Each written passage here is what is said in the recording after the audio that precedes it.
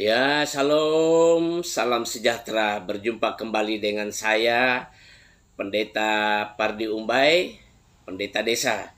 Kembali hadir di topik ya untuk menjawab pertanyaan saudara sepupu kita. Pertanyaannya macam-macam ya. Kenapa Tuhanmu disalib? Yang namanya disalib kan terkutuk. Nah, lalu mereka kutip dari Galatia ya pasal 3 ayat 13. Nah, kalau terkutuk kenapa disembah? Begitu ya. Ada apa di salib itu? Ada jinnya, benar ya?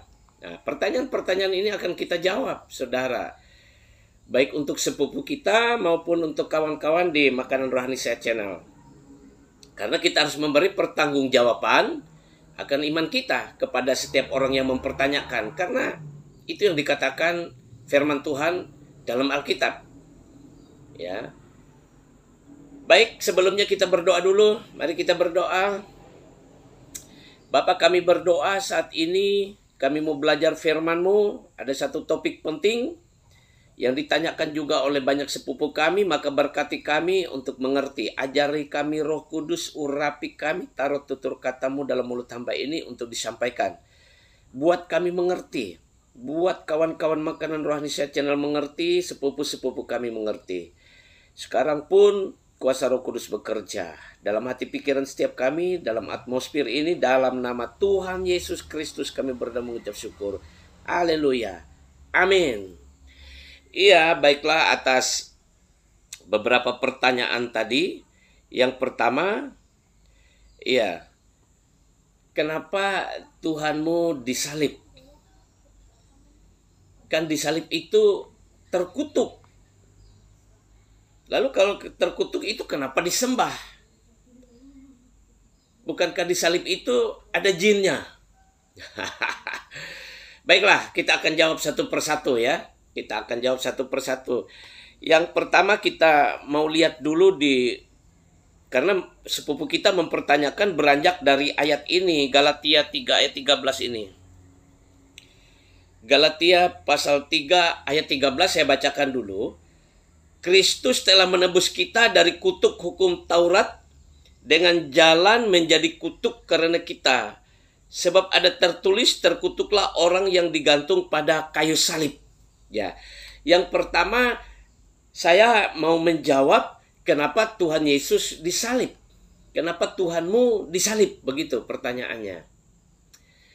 Ya, Tuhan Yesus disalib atau Yesus harus ke kayu salib itu sederhananya karena memang sudah dipersiapkan sebelum Tuhan Yesus datang ke dunia ini, dalam artian dia lahir. Tentang Tuhan Yesus ini sudah dinubuatkan oleh nabi-nabi. Bahwa dia akan disembelih, ya, bahwa dengan darahnya ya akan menebus umatnya dan lain sebagainya. Dan dia juga dikatakan akan menebus ya umatnya dari akibat dosa, yaitu kutuk. Nah, salib itu adalah tempat hukuman bagi para penjahat pada zamannya Tuhan Yesus. Yang namanya penjahat, ya orang berdosa itu terkutuk. Jadi untuk ya menebus semua orang yang terkutuk karena dosa, nah Tuhan Yesus itu rela ke salib itu dan menjadi kutuk. Jadi bukan Yesus terkutuk. Itu salah ya, tidak tepat ya mengatakan bahwa Yesus itu terkutuk karena ditanya Tuhanmu itu kan terkutuk, kenapa disembah gitu ya. Dia disalib itu kan terkutuk. Saya jelaskan, itu bukan terkutuk, tapi Yesus mau menjadi kutuk ya. Tuhan Yesus itu dengan sadar dia memilih, karena itu adalah tujuannya untuk menjadi kutuk. Karena dengan jalan itulah Yesus dapat menebus orang yang berdosa. Dapat menebus manusia yang berdosa karena berbuat dosa dan menerima hukuman ya, menerima kutuk, ya, terkutuk, maka Tuhan Yesus ke salib itu menjadi kutuk, itu jalan penebusannya supaya manusia ini selamat, ya. Karena sebenarnya Tuhan itu tidak menginginkan manusia itu tidak selamat. Artinya tidak ada rencana Tuhan bahwa manusia itu ke dalam neraka, tapi ke surga. Tetapi akibat dosa, ya, manusia berbuat dosa, maka manusia jatuh ke dalam dosa dan terkutuk, dan kalau tidak bertobat ya akan ke neraka. Nah, Tuhan Yesus membuka jalan keselamatan itu. Dengan jalan ia mau menjadi kutuk dan ke salib itu. Itu rencana besar Allah, itu rancangan Allah untuk keselamatan umat manusia. Tentu yang mau percaya. Yang tidak mau percaya berarti kutuknya tidak ditebus, tidak diambil oleh Tuhan Yesus, tidak ditanggung oleh Tuhan Yesus. Berarti tetap terkutuk. Sehingga akibatnya ke neraka. Ya. Itu pengertiannya. Jadi Tuhan Yesus ke salib itu dengan kesadarannya dia mau, ya, menjadi kutuk, karena dengan jalan itulah keselamatan bagi manusia yang berdosa itu terjadi. Ya, tentu bagi yang mau percaya kepada Tuhan Yesus. Jadi sekali lagi Tuhan Yesus itu bukan atau tidak tepat kalau dikatakan dia terkutuk. Tetapi Yesus lebih tepat dikatakan, dipahami, dimengerti, dia mau menjadi kutuk untuk jalan keselamatan manusia yang terkutuk karena berbuat dosa. Ya, itu jawabannya. Lihat Galatia pasal 3 ayat 13 tadi berkata, Kristus telah menebus kita dari kutuk hukum Taurat dengan jalan menjadi kutuk karena kita, sebab ada tertulis, terkutuklah orang yang digantung pada kayu salib. Jadi dia ke salib itu. Lalu pertanyaannya, kenapa Yesus disembah? Ya, tadi kaitannya juga dengan yang sudah dijelaskan barusan. Padahal dia disalib. Padahal dia terkutuk menurut pandangan para sepupu ini. Ya. Lalu kenapa dia disembah? Ya, karena Yesus itu Tuhan. Tuhan bagi orang yang percaya kepadanya. Sebenarnya bagi orang yang belum percaya, dia tetap Tuhan. Karena dia akan menghakimi semua orang. Yang percaya dan tidak percaya akan diadili, akan dihakimi oleh Yesus. Karena dia Tuhan. Begitu juga orang yang berdosa, siapapun yang mau datang kepada Tuhan Yesus minta ampun, minta diselamatkan, maka orang itu akan diampuni dan diselamatkan. Dan kutuknya dipatahkan. Ya, dihancurkan sehingga ia menjadi orang tidak terkutuk lagi. Jadi itu sebab Yesuslah yang berkuasa untuk itu, tidak ada yang lain. Tidak ada nabi yang berkuasa untuk membebaskan manusia dari kutuk. Tidak ada rasul-rasul, tidak ada guru-guru, tidak ada pendeta, tidak ada pastor, tidak ada para penginjil yang membebaskan orang dari kutuk. Hanya Yesus. Kenapa? Karena dia Tuhan, itu sebab dia disembah. Dan semua orang harus tahu ini, bahwa Yesus itu Tuhan. Nah, lalu ada yang berkata, kok orang Kristen Tuhannya ada Bapa, ada Yesus, ada Roh Kudus. Yaitu lain lagi topiknya. Yaitu berbicara tentang Trinitas, Tritunggal. Allah yang Esa dalam 3 pribadi. Itu lain topiknya lagi. Yesus adalah salah satu pribadi dari Tritunggal itu. Dan dia Tuhan.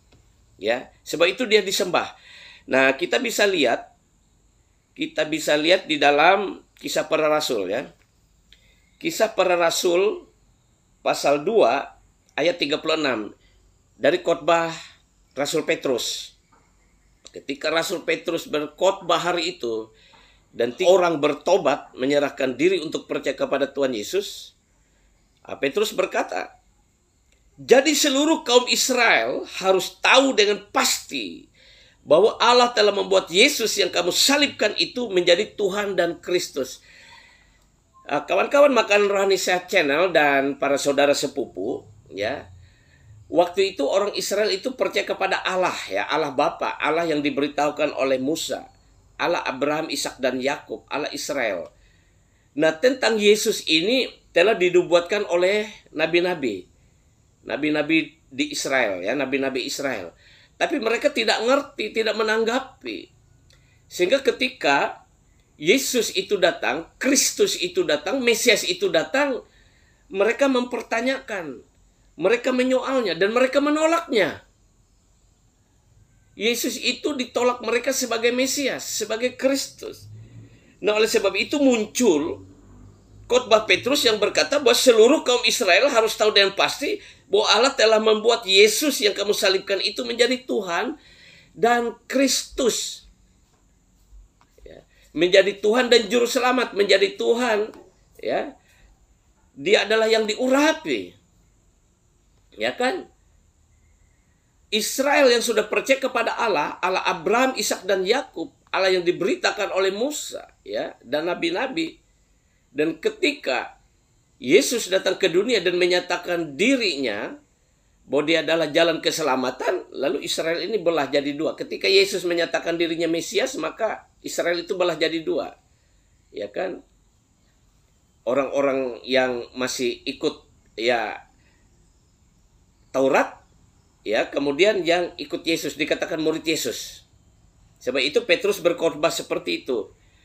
Nah, semua orang sekarang pun di kolong langit ini harus tahu bahwa Yesus itu adalah Tuhan. Sebab itu kami yang percaya Yesus, ya, kami sembah Dia. Orang-orang yang percaya Yesus, ya, Yesus adalah Tuhan, ya, nyembah kepada Tuhan Yesus. Petrus sudah berkata, semua orang Israel, bahkan kami berkata semua orang saat ini di kolong langit ini harus tahu bahwa Yesus adalah Tuhan. Kemudian di dalam Yohanes 13, ya, di dalam Yohanes 13 ayat 13, ya, kita bisa perhatikan. Yohanes 13 ayat 13 sampai 14, saya bacakan. Ini perkataan Tuhan Yesus sendiri kepada murid-muridnya ketika waktu itu Yesus membasuh kaki murid-muridnya. Yesus berkata, "Kamu menyebut aku guru dan Tuhan, dan katamu itu tepat." Ya, ini di sini kalau banyak dipertanyakan, di mana di dalam Bible, di mana di dalam Alkitab bahwa Yesus itu mengaku bahwa dirinya adalah Tuhan? Ya, ini di sini. Di dalam Yohanes 13 ayat 13 sampai 14 ini, perhatikan kata Tuhan Yesus. "Kamu menyebut aku guru dan Tuhan, dan katamu itu tepat. Sebab memang akulah guru dan Tuhan. Jadi jikalau aku membasuh kakimu, aku yang adalah Tuhan dan gurumu, maka kamu pun wajib saling membasuh kakimu." Lihat di situ Tuhannya T-nya huruf besar, gurumu G-nya huruf besar. Itu menyatakan kepada satu pribadi yang sangat dihormati, ya, sangat mulia, sangat agung. Nah, oleh sebab itu pertanyaan-pertanyaan yang seringkali datang dari saudara sepupu yang menanyakan, mana ayatnya Yesus itu mengaku dirinya Tuhan? Ya, di sini. Di sini. Di dalam Yohanes 13 ayat 13 sampai 14 ini. Sebab itu Yesus kami sembah. Ya, sebab itu Yesus disembah oleh orang-orang percaya kepada Tuhan Yesus yang sudah ditebus dari kutuk tadi. Ya. Dia kami sembah karena Dia Tuhan. Yang tadi, ya, dijelaskan sempat menjadi kutuk. Dia mau menjadi kutuk dan digantung dan disalibkan, ya, di kayu salib itu, dan dia dibunuh dan dia mati, ya. Kemudian pada hari ketiga dia bangkit, kemudian berulang-ulang selama 40 hari menampakkan diri kepada murid-muridnya, lalu dia naik ke surga karena Dia Tuhan. Dan Dia kami sembah. Jelas ya? Itu sebab kenapa Yesus kami sembah. Lalu ada lagi pertanyaan. Berarti betul di salib Yesus itu kan ada di salib itu ada jin, begitu ya. Karena di situ kan tempat orang terkutuk, ya, dihukum, ya, dibunuh karena terkutuk. Saya tidak tahu ya kalau salib yang bukan salib Yesus, ya. Tapi kalau di salib Yesus itu tidak ada jin, ya. Saudara-saudara sepupuku, ya, kawan-kawan Makanan Rohani Saya Channel, tidak ada. Ya, yang ada itu apa?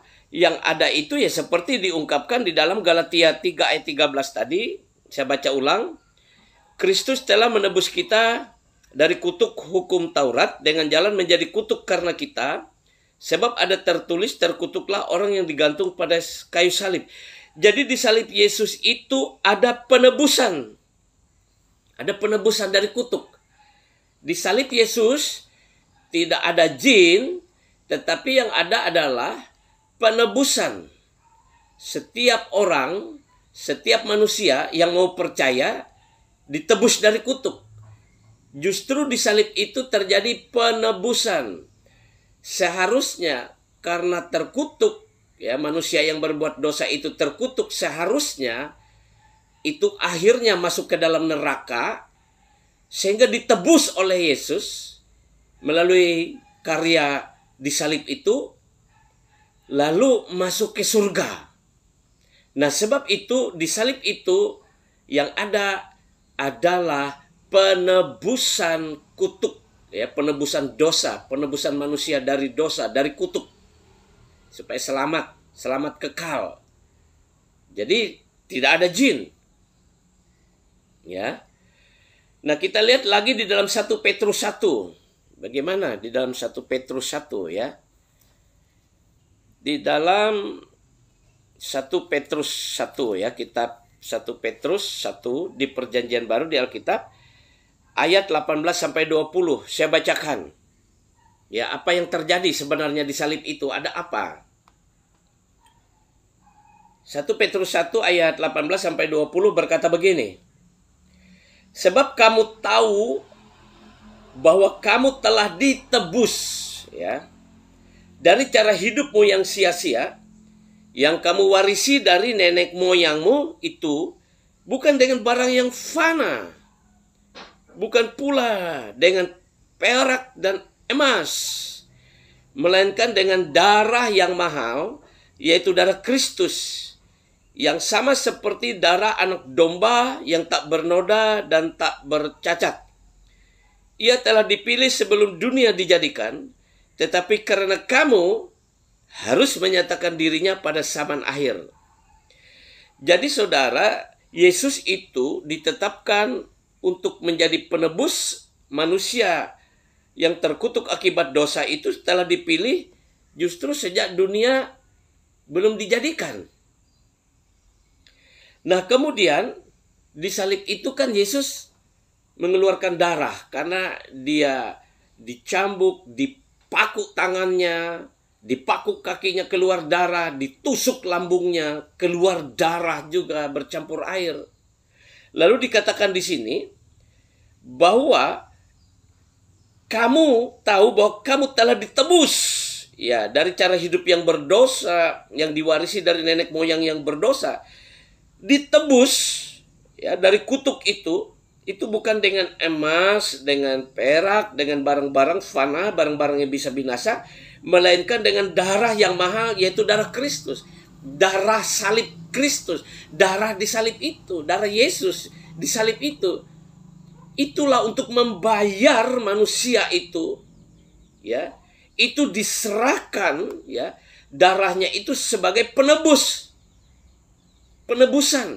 untuk membayar manusia-manusia yang mau percaya kepadanya itu dibayar, ditebus dengan darahnya oleh Tuhan Yesus supaya selamat. Itu sebab dia ke salib itu. Jadi di salib itu karya penebusan, itu karya yang mulia, karya yang agung, karya yang supranatural, karya ilahi. Ada banyak orang berkata bahwa itu kekalahan Yesus. Iblis berkata, iblis pikir itu kekalahan Yesus. Tapi justru di salib itulah kemenangan Yesus menebus manusia. Nah, sebab itu kemenangan itu sampai sekarang masih tersedia. Bagi orang yang mau percaya kepada Yesus, sungguh-sungguh hatinya percaya, mulutnya mengaku, seperti dalam, ya, kitab Roma 10 ayat 9 dan 10 itu kalau saudara baca, orang itu diselamatkan. Ya diselamatkan, ya ditebus tadi dari kutuk. Dia menjadi milik Tuhan Yesus. Maka dia menyembah Tuhan Yesus. Dia tidak lagi orang yang terkutuk. Tapi orang yang diampuni, orang yang dibebaskan dari kutuk, dibebaskan dari hukuman akibat dosa, dia adalah orang yang merdeka, orang yang diselamatkan. Ya, jadi di salib itu tidak ada jin, saudaraku, tidak ada, tidak ada, ya, tidak ada. Tetapi orang tidak akan mengerti itu kalau belum menyerahkan hidup kepada Tuhan Yesus. Ya. Karena kalau orang menyerahkan hidup kepada Tuhan Yesus dan percaya, maka diberikanlah oleh Allah, diberikan oleh Tuhan Yesus Roh Kudus dalam hidup orang itu sebagai metrai milik Tuhan Yesus, sebagai metrai perjanjian antara Yesus dan orang itu, perjanjian yang baru, bahwa orang itu milik Tuhan Yesus, bahwa Tuhan Yesus itu adalah Tuhan dan Juru Selamat orang itu. Dimetrai dengan Roh Kudus. Karena hanya oleh Roh Kuduslah orang dapat mengaku Yesus itu Tuhan. Ya kan? Ketika orang itu belum percaya, Roh Kudus ini datang kepada orang itu, kepada semua orang sebenarnya untuk mengingatkan bahwa Yesus itu Tuhan, bahwa Yesus itu Juru Selamat. Ayo percayalah. Bertobatlah dari tidak percaya menjadi percaya. Ya, Roh Kudus pakai hamba-hamba Tuhan, pakai setiap orang percaya untuk menyampaikan berita Injil dalam kebenaran. Ya kan? Supaya orang itu percaya. Nah, ketika orang itu percaya, menyerahkan diri kepada Tuhan Yesus, lalu dibaptis. Ya. Sebab siapa yang menolak dibaptis, menolak kasih karunia Allah. Jadi dibaptis kemudian diajari. Step by step, selangkah demi selangkah, diajari kebenaran firman Tuhan. Oleh hamba-hamba Tuhan yang diberi Tuhan tugas untuk mengajari. Tapi mengajari yang benar, bukan mengajari yang salah. Ya, mengajari firman Tuhan, bukan mengajari ilmu pengetahuan tentang Tuhan, tapi firman Tuhan yang diajari. Boleh mengajari dengan ilmu pengetahuan tentang Tuhan, ya, dengan berbagai macam cabang ilmu pengetahuan tentang Tuhan diajari. Tapi yang utamanya diajari firman Tuhan, diajari pengenalan pribadi Bapa, Anak, dan Roh Kudus. Diajari kuasa-kuasa kasih karunia Tuhan, kuasa Tuhan, karunia-karunia Roh Kudus dan kuasanya. Diajari dengan benar. Nah, itu maksudnya. Ya. Jadi, kawan-kawan Makanan Rohani Sehat Channel, sepupu-sepupuku yang kukasih dalam Tuhan Yesus Kristus, itu penjelasan untuk Anda semuanya. Ya. Kenapa Yesus disalib? Kenapa Yesus mau menjadi kutuk? Kenapa dia disembah? Dan di salib itu tidak ada jin, yang ada adalah karya mulia penebusan, ya, oleh darah salib Yesus. Karena melalui saliblah karya penebusan itu terjadi. Nah, saudaraku, itu yang dapat saya bagikan. Kiranya mencerahkan dan memberkati. Ya, demikian kali ini yang saya bisa bagikan. Kalau ada pertanyaan dari saudara-saudara sepupu, saya sangat terbuka untuk menjelaskan, sangat terbuka untuk menjawab. Tapi ingat, bukan untuk berdebat dan lalu mencari, ya, siapa yang menang dalam berargumentasi, tetapi lebih hanya kepada bertanya, ya, dan tidak keluar dari Alkitab, ya. Haleluya. Puji Tuhan, itu yang dapat saya bagikan. Tuhan Yesus memberkati. Sampai berjumpa kembali di topik yang lain. Tuhan Yesus memberkati. Salam.